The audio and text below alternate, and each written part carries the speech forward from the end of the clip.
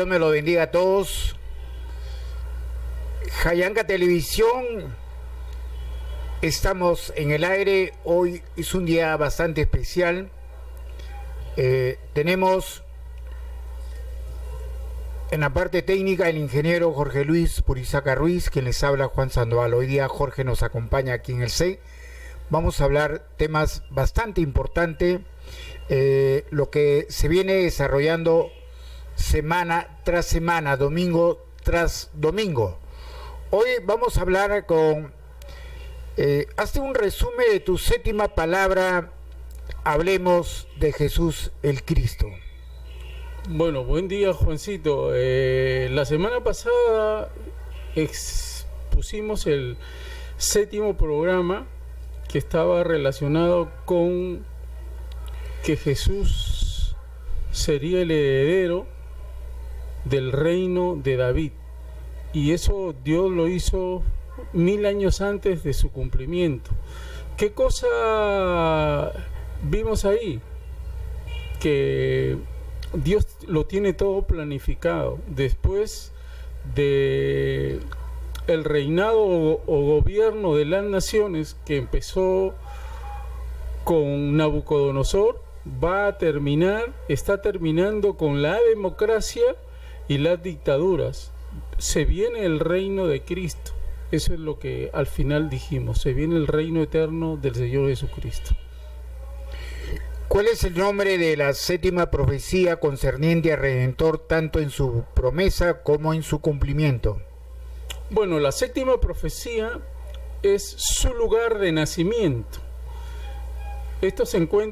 La profecía se encuentra en Miqueas, capítulo 5, versículo 2.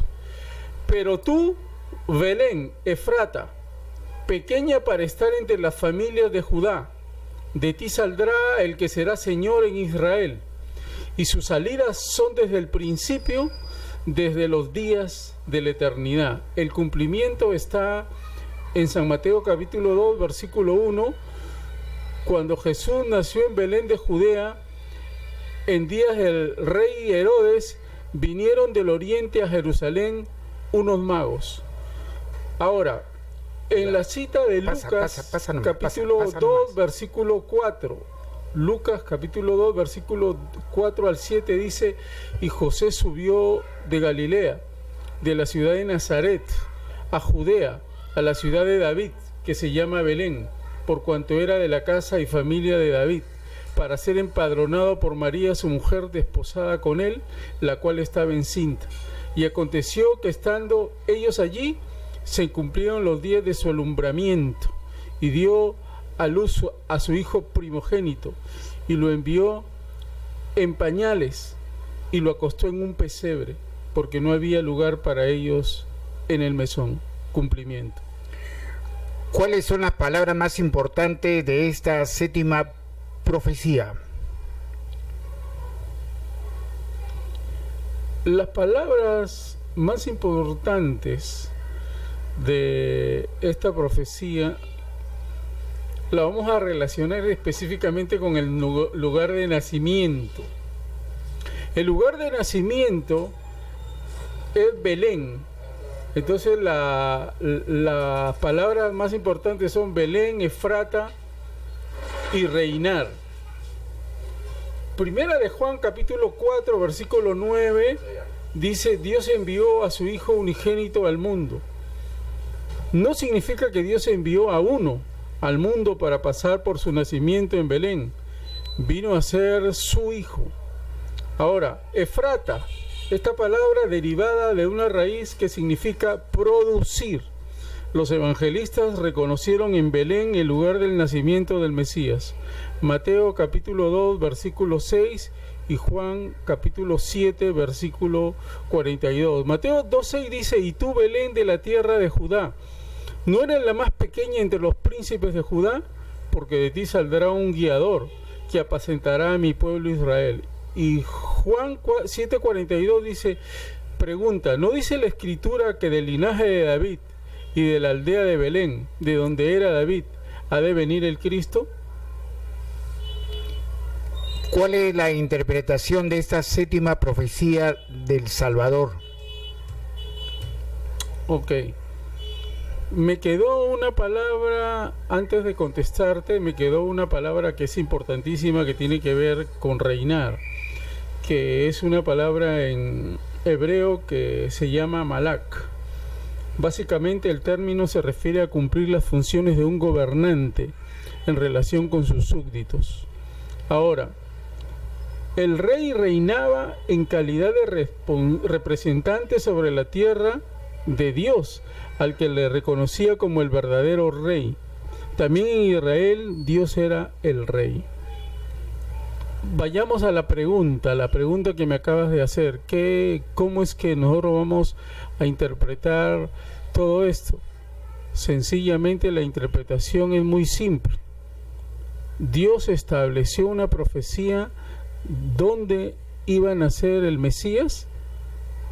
La palabra Mesías es en hebreo y Cristo es en griego, que significa el ungido.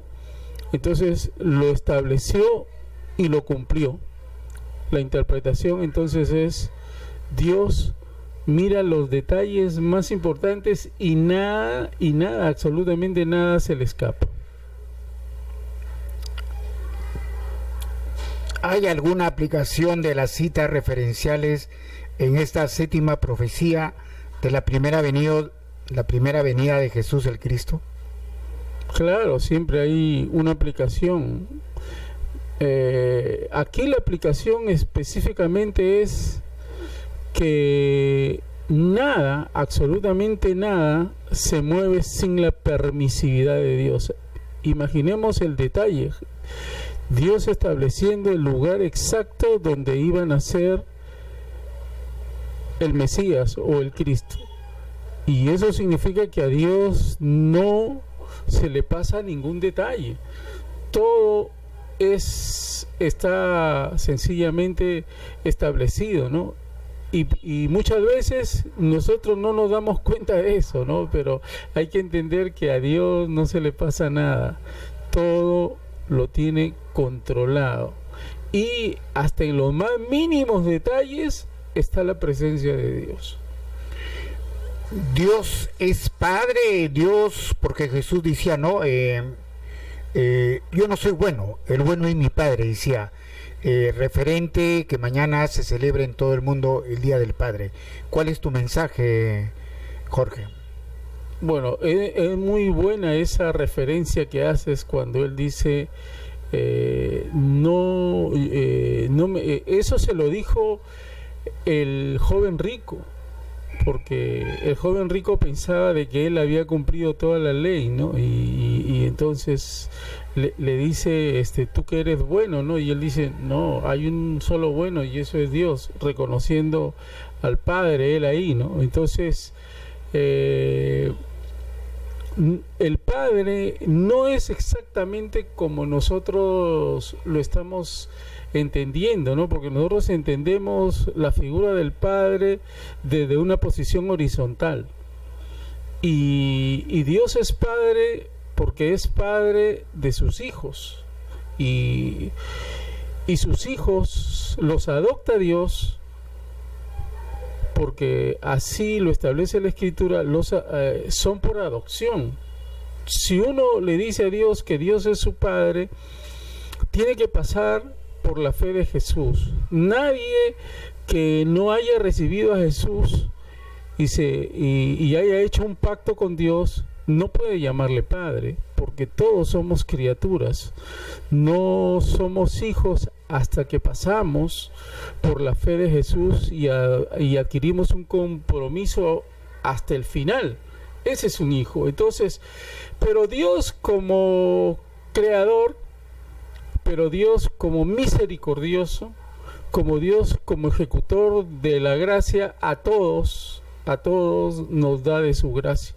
Entonces, en este Día del Padre reconocido en la horizontalidad, lo único que hay que entender es lo siguiente, porque la figura del Padre está muy venida a menos. El pensamiento único que se ha establecido en el mundo y que, entre comillas, cree que es que es la verdad, ha sacado al varón de escena.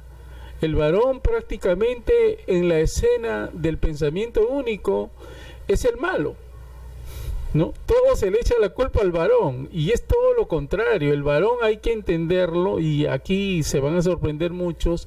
El varón es la corona de la creación.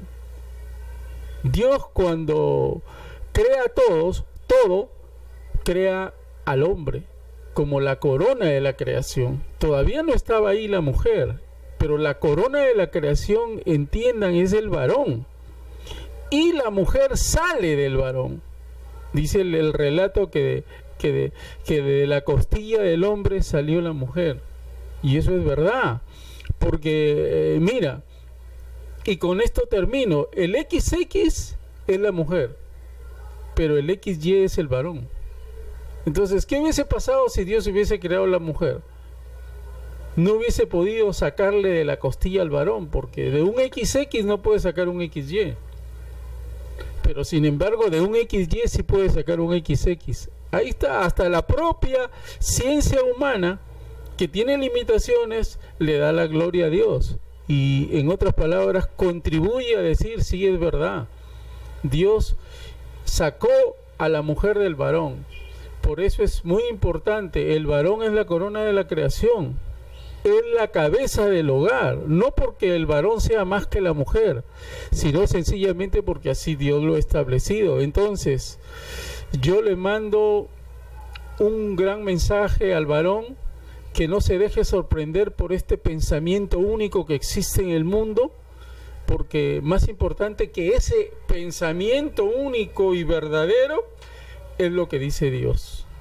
Y Dios le dice al varón, eres la corona de la creación. Dios le dice al varón, te he puesto por cabeza en tu hogar. Y le mando lo mejor de las bendiciones de Dios a cada varón que me escucha, y que sencillamente Dios lo bendiga y lo prospere en todo lo que haga. Fueron la reflexión del teólogo Jorge Luis Purizaca Ruiz.